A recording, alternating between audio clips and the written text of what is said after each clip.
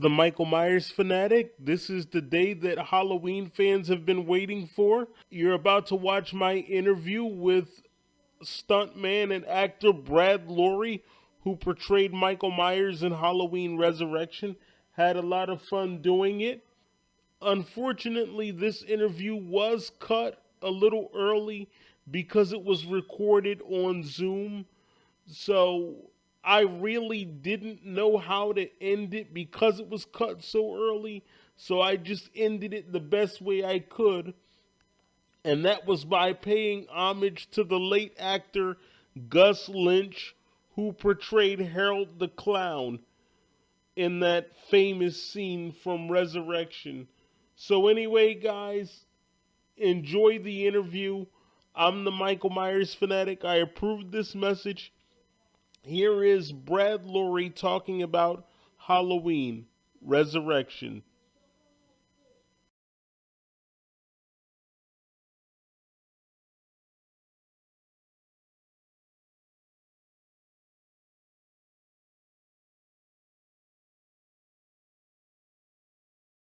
Everyone, this is the Myers fan, and I'm here with a very special guest.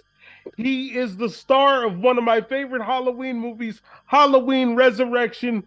Please welcome Mr. Brad Loree. How are you, sir? Yoo-hoo! Yoo-hoo! And the crowd goes wild. Well, I'm all right, man. I'm all right. I just worked Monday and Tuesday nights. We did night shoots because it was a zombie movie. I was working on a thing called whatever it was called, but it's it was a zombie movie. yeah, I'm definitely excited. You know, a lot of people don't like the movie, but let me tell you, sir, I love it. I love the film. I always have. My favorite part was when you walked up to Gus Lynch and he you handed him the knife or something like that. And then Yes. he yeah, and then he starts talking about Michael's history. I thought that was a very interesting statement on Michael's character. Yeah. That he recognized this person is of no threat, almost like a predatory animal. Of course, Michael kills a lot of people that that aren't terribly threatening either. But I just thought that was a very interesting suggestion that Michael doesn't kill necessarily everybody in his path, and not that he took sympathy, but he had maybe empathy for this kid that was a little touched, and I just thought it showed a sweet side to Michael Myers. Yeah. Anyway, didn't know he had a sweet side, but A lot of people like to say, well, Michael was trying to frame the kid. I don't think so. I don't think Michael was doing that. oh crap! You know what? I never thought of that, but you're absolutely right. There could be the perception that he was trying to make it look like the kid had killed those guys. Oh, I never thought of that. I never thought of that. I don't think so though, because I think Michael just knew the guy was a serial killer aficionado, and he just gave him a piece of memorabilia. He's kind to the fans. He's That's right. He's That's got right. a soft spot for his fan club. That's right. I guess my first question would be, how did you land the role of Michael, and are there any specific preparations for it? If so, what are they? Well, okay, I was working on a low budget kids show for Fox called Los Luchadors. These two guys were Mexican wrestlers by day and crime fighters by night. But when we finished the first season, with all sorts of promises of there being a second season, you're now on what they call hiatus. And one of the first ADs, knowing full well that he wasn't going to take the job, but as a professional courtesy, he went in and interviewed with the Halloween people. Mm-hmm. And they told him that they still didn't have their guy chosen to transport the mask, so to speak, but they also didn't have their an old tradition up here in Vancouver is when American stunt coordinators come up, Darnell, they usually match them with a Canadian because Hmm. of course American coordinators come up here, they don't really know who's who in the zoo, and everybody and their dog wants to say they're a stunt person, but the Canadian coordinator, of course, knows who's who up here. So we fetch coffee and help them, hire the right people, the right locals. Anyway, so this guy goes to interview with the Halloween people, and they say, "Well, we don't know who our Michael Myers or coordinator going to be," and so he recommended me. So out of the blue, I get a phone call. I'm driving in my car from the production manager, and she asked me a couple of quick questions. Then she asked me how tall I was. I said, "I'm 6'2.5". She said, "Oh, perfect. Can you come in to meet the executives tomorrow?" And I almost said no, Darnell, because I was definitely going back to season 2 of this wrestling show. It was a very lucrative show for me because for the last 5 episodes, I was the stunt double and the stunt coordinator. Anyway, and when I went in to meet the executives the next day, Darnell, I was under the impression that they were looking for a stunt double for Mike Myers. Now, I hadn't heard the name of the Halloween guy in almost 18 years, so I forgot. I thought they were talking about Austin Powers. Yeah. But then the producer said, "Listen, Brad, if we pick you for the job, we'll have to send you down to LA to cast your head, to build the mask around your head." And I said, "Well, what I got to go all the way to LA just to double some crummy actor?" They said, "No, you're not going to double the guy. You're going to be the guy." And that's when the actor in me said, "Oh, Brad, you got to take this job." So I didn't go back to the other show. I took the Halloween job, and the rest is history. And as far as preparing for it, Darnell, I rented all the Halloween movies, and I fast forwarded through all. I didn't have time for the whole story. I just wanted to watch all the different Michael Myerses and what they did. And then inevitably I came back to the first two, especially the first one, because for me, because the first Halloween movie I ever saw was the first Halloween, Nick Castle. So to me, Nick Castle is Mike Myers, and Dick Warlock's a close second. And I just watched the number one over and over and over, and especially the scene where Michael's walking from across the street from the one house to the house where Jamie's holed up with the kids that she's babysitting. And because I think that's the longest time we see him just walking towards his objective, and the way he moved, as Rick Rosenthal described it when he asked me to try it in the room there. He said, "Brad, it's as if your upper body is sitting on top of your hips and your legs are transporting. You don't swing your arms. There's no bobbing. It's just like it's like your upper body's floating on top of your hips and your legs." And so I did it for him a few times, and he turned to the producers and said, "Yeah, he should be fine." And they never did look at anybody else. I And would say, and I'm sorry to interrupt. I was just going to say no, that, out of all the Michael Myers, I mean, George Wilbur, he was one of my favorites. Of course, I like Nick Castle. I like George Wilbur, but if I'm being honest, after Nick Castle, it would be Chris Durand, and then you. I mean, you guys are interchangeable. You guys made Michael a killer, like he's a killer shark. It's like watching Jaws. If Jaws had legs, that's what Jaws would look like. You guys were great.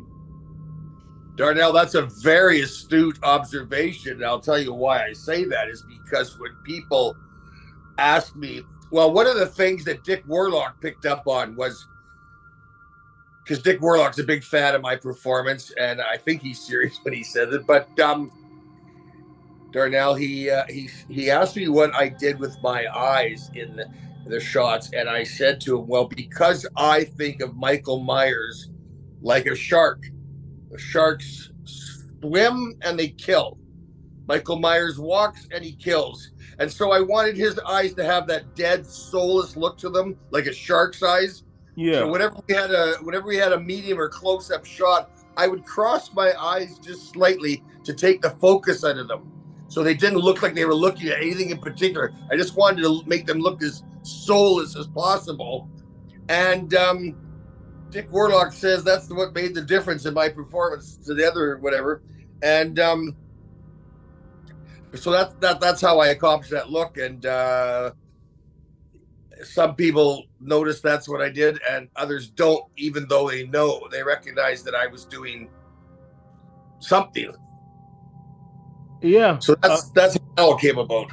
You did an excellent job. Like I said, Nick Castle, then I guess Chris Duran, then you, then George Wilbur. George Wilbur has since passed on, so rest his soul. You guys were absolutely amazing. And I guess the next question I would ask you, throughout the series, Dr. Loomis has always referred to Michael as purely and simply evil. Now, with that being said, is there anyone besides Michael, whether they be real or fictional, whom you would consider to be purely and simply evil? If so, who are they? Real or fictional? Well, Henry Kissinger, Okay. Dick Cheney. Okay. All right. Um, well, I mean, I think Satan's pretty evil. I would agree, sir. I would agree. That's a good one. I would agree. I think some of the reffing officials in the NHL, Mm-hmm. you know, I don't think the Devil's got a good shake, a fair deal. um, but I mean, where do you go? I think that Genghis Khan and Stalin were nasty guys. Yeah. But I mean, when I hear evil, I would think of, I don't know, I guess maybe like Ted Bundy, or I don't know, maybe Jeffrey. Ted Bundy was well. Now here's the question, Darnell. Since we're talking about evil, are you evil if you don't understand that you're being evil? Because That's a good one. That's a good one. I really question, some psychopaths who never asked to be psychopaths. They were created by their environment and their upbringing, I believe.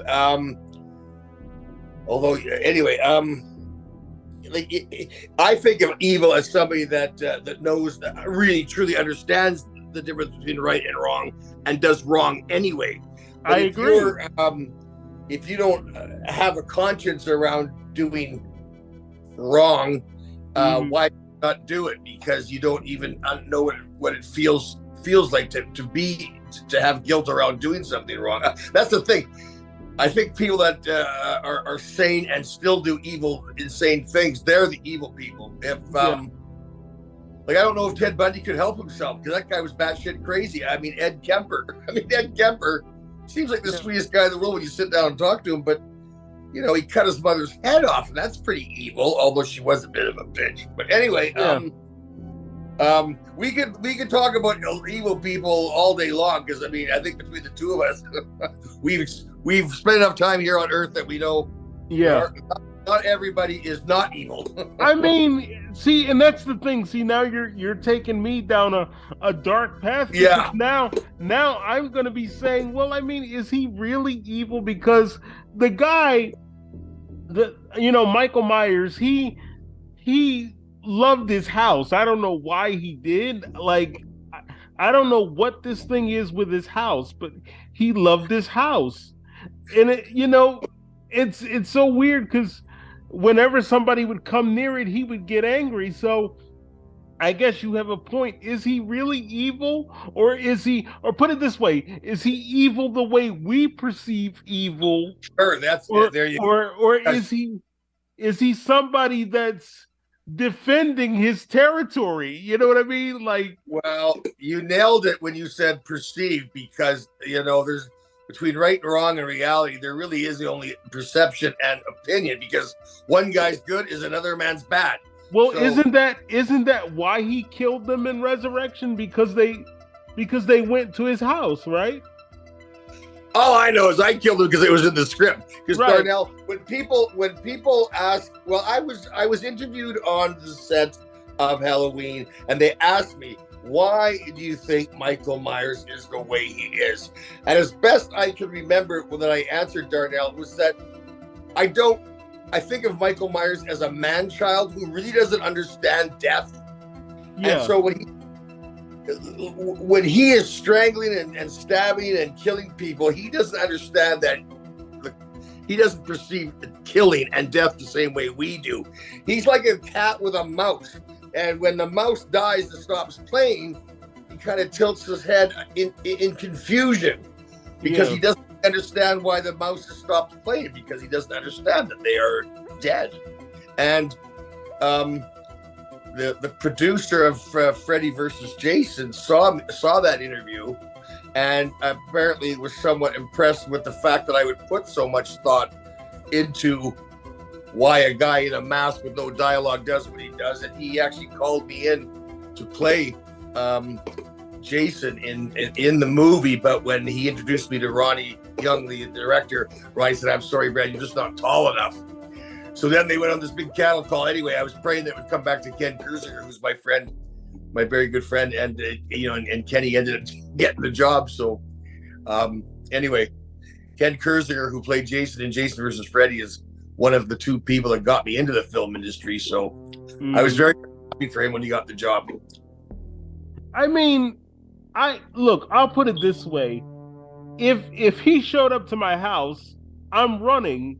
I'm not gonna sit there and be like, well, are you really evil? Or are you know what I mean? Like, I'm not gonna sit there and try to analyze it, and shit like that. I'm just gonna run.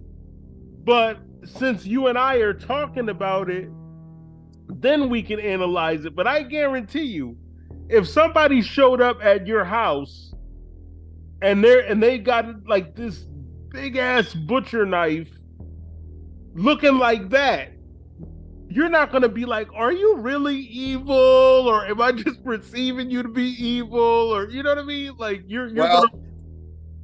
Unless it's Thanksgiving, I'm not sticking around to find out what his intentions are. I'm out the back door. Exactly. And by the way, I want to say to you, congratulations on 45 years of Halloween. Happy anniversary to you guys. Oh, thanks, man. Thanks.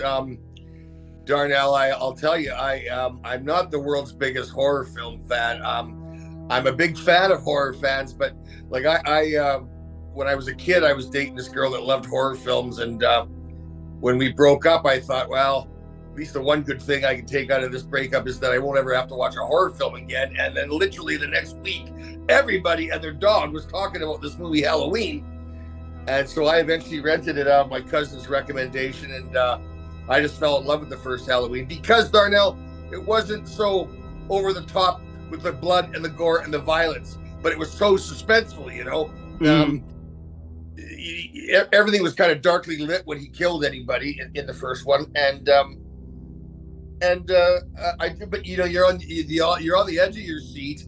He's got that horrendously spooky mask that I originally perceived as, it was almost like what Hannibal Lecter did to the cop, where he peeled his face off and stuck it over his own. Oh, wow. I think of Michael Myers' mask. It's almost like he skinned somebody's head and put this mask on. But I mean, I know it's Captain Kirk mask, but at the time I thought it was seriously creepy. Yeah, which brings me to my next question. Michael Myers has claimed many victims throughout the original series. Which of his kills was your favorite from the other movies? And which kill did you enjoy performing in Resurrection? Well, I have to tell you, I think I liked in the first Rob Zombie film with my friend, I've gone blank on her name, Christina Klebe, when she gets killed, because her character is such a bitch. Yeah. But there's so many great Michael Myers kills. I think I like the first one, the first movie where he pins the kid in the kitchen. Yeah. And I think that's the first time we see him do the head tilt. Yeah.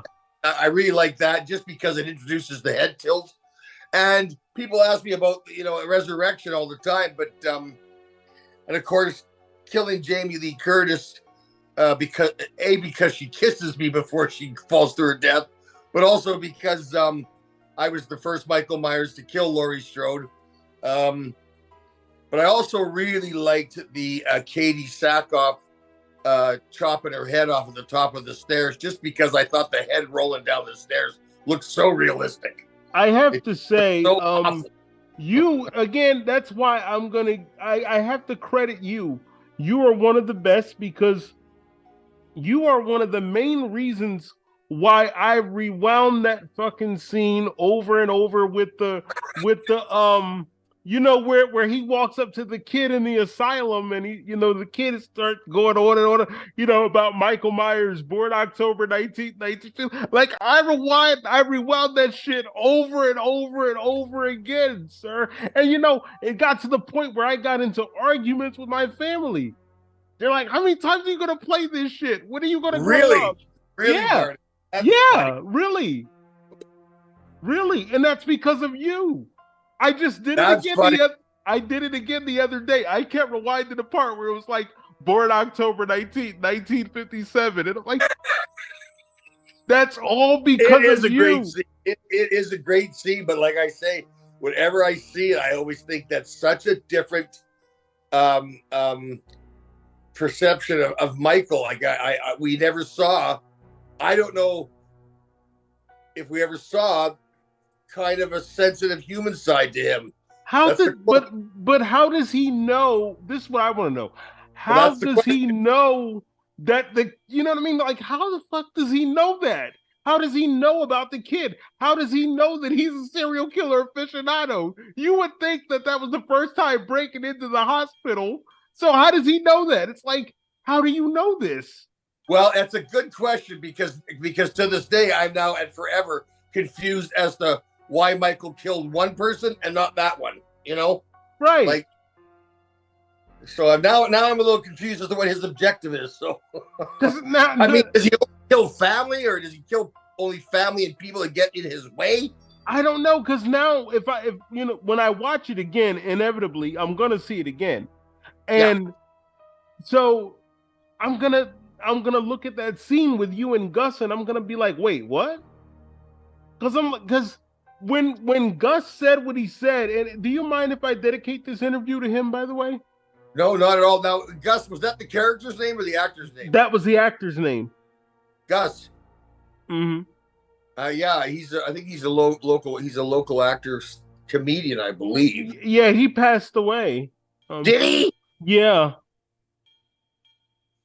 Really? yeah, in 2014. Oh, from what? I think they said he fell, like he fell off of a mountain or something like that. Are you serious? That's the first I've ever heard of that. I didn't know we'd lost anybody in Resurrection.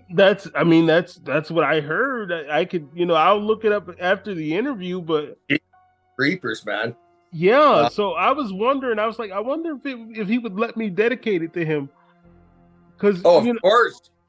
because Of course. the way he delivered that line like that, like look at it like this: you guys are like peanut butter and jelly. It wouldn't have worked without you, and it wouldn't work without Gus. If it wasn't for Gus, there'd be no you. If it wasn't for you, there'd be no Gus. It's like, you know what I mean?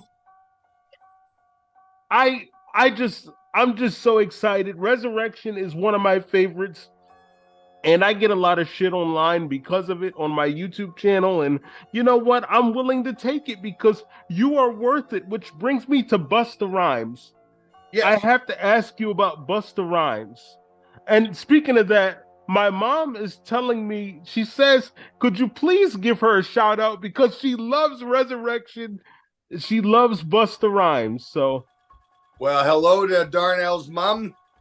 Is it Mrs. Weeks? Is that what I call her? Yes. Hello, Mrs. Weeks. I'm a big fan of Busta too. All right, I'll let her know. Dude, man, I didn't have a lot of interaction with Busta, except every morning in the makeup trailer, he always gave me a very giant, very authentic bear hug. And when we were when we were still laughing about it. When we were rehearsing the scene where he's following Michael Myers, dressed as Michael Myers, and then turns on him, thinking it's his work companion, and doesn't realize it's the real Michael Myers, and he's chewing him out and scolding him. And again, instead of killing him right there on the spot, Michael just turns and walks away. Now, what's that about? Well, now you got me with that one. I can't explain that one. I could explain the one with you and Gus. I can explain that, Yes. but I cannot explain you and Busta Rhymes. Did it hurt when Busta Rhymes kicked you? Is there anything memorable about working with Busta Rhymes? Well, Did he really kick you? Did he really kick you? First of all, well, that's a very good question. I don't remember ever being concerned about the fight scene as far as being hurt. What was tricky, Darnell, was when I had to throw myself out the window from the kick. Because, that window was only an inch on either side wider than my shoulders, and they wanted me, first, to fly out the window, I had to run backwards about a good 3 steps. And on some takes, the practice runs, I was, too far to the right or too far to the left. So, but no, he never hurt me. There was an awful lot of people, and to this day, upset that Michael Myers could get beaten up by a guy whose martial arts skills were so clearly, he didn't come across. I don't know if he came across as an expert, and people just didn't like the fact that an ordinary human being could best Michael Myers. Well, why not? Tommy Doyle bested him in part 6 when he took the pipe and beat the shit out of him, and nobody said anything about that. So, you see, I didn't watch. Like I said, I didn't watch the story of those other movies. I only watched Myers part, so I didn't realize that was. Anyway, but you know what? People ask me, I say, hey, I'm just the stuntman in a mask, and if it says in the script that I get kicked through the window, I get kicked through the window. That's right. That's right. Yeah. Yeah, I don't know. I think people tend to overreact sometimes. I don't think it was that serious. So I guess I would ask you next, despite the fact that Halloween Resurrection failed with the fans and with, at the box office, there was speculation of a 9th installment around 2003, 2004. Were you aware of this? And if so, would you have done it? Would you have done Halloween 9?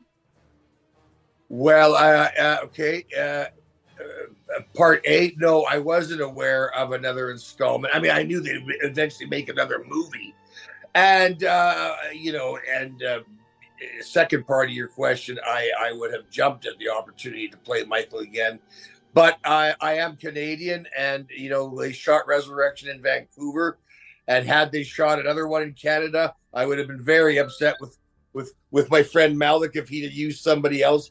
But the fact the other movies were all shot in the States, where I'm not legally allowed to work without papers. So, and I don't know, between you and me, Darnell, if production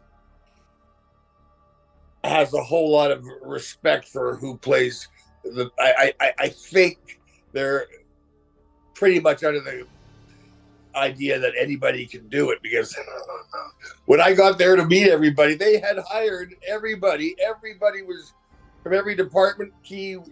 Were all there, but they still had hired the guy that was going to wear the mask, which I thought was really interesting.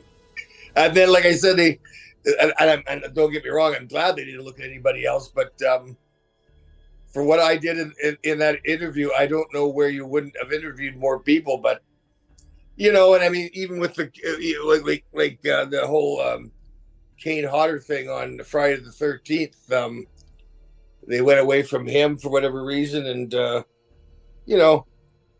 long as you're physically the right size, they think.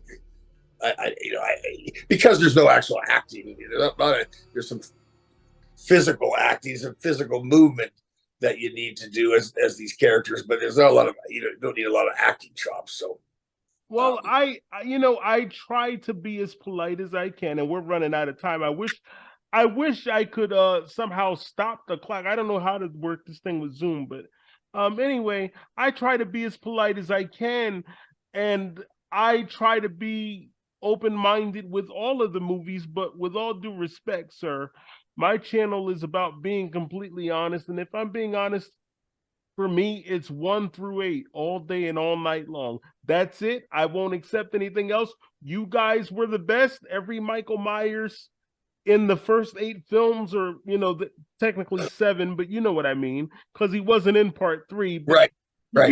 you get what I'm saying. They all brought something interesting to the table. You guys were the best. Darnell, I know what you mean up to a point, because I got to tell you, I love Chris Durand as a friend. But Exactly. I thought he was horrible in Really? H2O. And when we did the Q&As around, who did you study to get the walk down and to get the gate as spooky as possible, he said, "Oh, I never looked at the other movies. I never studied anyone. I just did it my way." And I felt his portrayal of Michael Myers, he looked like a guy dressed up as Michael Myers, because he moved like a man. He didn't do the walk. And again, I have to say, I think the world of Chris Durand as a person. But when he said, "Yeah, I just did it my way and I didn't study anybody," I thought, boy, it's pretty obvious. And yet, the movie itself, I thought was a really good film. I just think it would have been that much better if Chris had put some research into it. But to each his own. I mean, I agree to a certain point. And I'm not coming after him, but I enjoyed, like I said, Chris did his own thing and I respect that. But I enjoyed yours the most because, again, after you killed Jamie Lee Curtis, kudos to you, by the way, for killing her. But after you killed her, it's just like there were zero fucks given. You were just like, fuck it. You just walked away like, I don't even care anymore. I mean, you just walked down that hallway. And I told my cousin, who's one of the people I annoyed by constantly talking about you in Resurrection, but I told him, I said, when I meet Brad, I'm going to have to ask him about that long ass hallway that you walked down in Resurrection. That thing was long as hell. The one where he was underground. Yeah, where after he killed Jamie Lee, then you just walked away after you gave him the knife. Like, yeah, I think the idea of that scene was that he was in the bowels of the institution where the hospital, mm-hmm. which kind of gave them a nice long shot of him walking, right? But also kind of explains how he was able to get away without. Yeah, I got you. Because he was underground, but he was up ground level trying to find the guy that had just killed all these people. Right, I got you. That's how I read that scene. Mm-hmm. I guess my final question, because they're saying 5 minutes left. I tell you, I hate Zoom. I really do. For now, though, I would end it by asking you that perhaps the most well-known thing about this movie is the way you suddenly killed Laurie, and some people would even say prematurely. If the producers decided to bring her back, even though you guys have aged, but if they said, "Hey, Brad, we want to bring Laurie back," would you be open to doing it again? I mean, I know you've aged, I get that, but I mean, would you be willing? Hey, listen, Michael Myers never grows old because, well, I guess the new movies they showed him without right, his mask. and but again, I'm that's not it's not really my thing. I'm more in line with what you're doing. Let's be clear. I'm available for the next 10 sequels. Okay. I'll even lose some weight to do it, but I don't know if that's going to happen. In answer to your question, yeah, I would love to. I would love to have played Michael Myers 2 or 3 more times. But it's a business thing, and I wouldn't feel right about doing it if stateside, because I do respect the immigration laws. I don't want to take work away from an American, but if they were to shoot another sequel, another movie up here in Vancouver, I would love to. I would love to do it again. Love to do it again. And I absolutely loved our conversation. Again, I have to forgive me for saying so, but I have to go back to that scene in the tunnel because that was amazing. And by the way, sir, when I left the theater on July 13th of 2002, I was rooting for you. I was chanting like Michael, Michael, Michael. Like I was rooting for you. So just to let you know, you know? Well, you actually remember the exact date of the. Yeah. Yeah, July 13th, 2002. That's when I went to the theater. Okay, here's my question. Yes. I've been wanting to ask you, which was the first Halloween movie you ever saw? Part one, the Part original. one was first. See, I didn't get to see them in order because I had to rent them as I got the money. So for me, it was part Gotcha. one, then part six, and then I think H2O, and I think five, and it was just all over the place. Okay. Because I'm just asking people these days because 20 years after the fact, all these little kids that saw Resurrection as their first Halloween movie are now young adults with their own money, and they're showing up at these conventions Mm. telling me I'm their favorite Michael because Resurrection was the first Halloween they ever saw. And I'm wondering if part of the reason people pick a particular film is because it was the first one. I never really thought about that. I just think the first Halloween is the best one. I thought the sequel, the second one with Uncle Dick Warlock, I thought that was as good a sequel as I have ever seen. I mean, if they hadn't made the first one, that could have easily been the first movie and still been a huge success because it was a good film.